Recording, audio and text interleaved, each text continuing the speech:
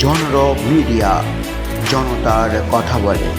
দিদিমণি কৃষ্ণ ভিলায় আর ফিরলেন না। অত্যাচার সহ্য করে নীরবে চললেন। 2রা ডিসেম্বর 2025 শেষ নিঃশ্বাস ত্যাগ করেছিলেন হোমিওপ্যাথি হসপিটালে, হাওড়া জেলায়। এক রাজনৈতিক নেতার সহায়তায়। তিনি ভালো থাকুন, সুস্থ থাকুন। স্বর্গরথ রাজপথে চলেছে।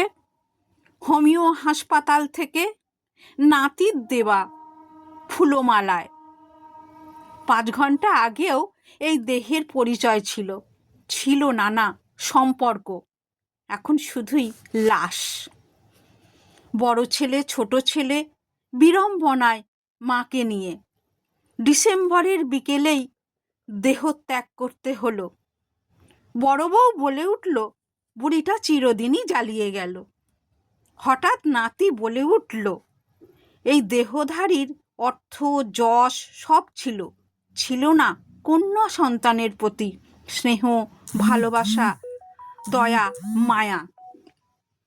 পুত্র স্নেহে অন্ধ ছিলেন তিনি, অথচ শেষ মুহূর্তে এই মেয়েরাই ছিল তার শক্তি, বিশ্বাস।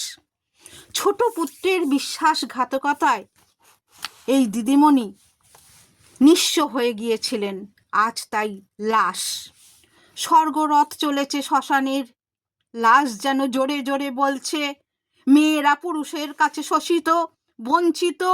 ওহে মেয়েদের দল, তোমাদের ঘর, হ্যাঁ তোমাদের ঘর, নিজের ঘর আছে তো।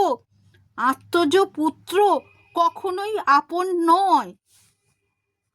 শেষ বেলায় দিদিমণির এই কথাগুলোই ছিল অব্যক্ত বেদনা, যেটা মেয়েদেরকে বলে গেছে, আপনি ভালো থাকুন, শান্তিতে থাকুন, প্রণাম নেবেন।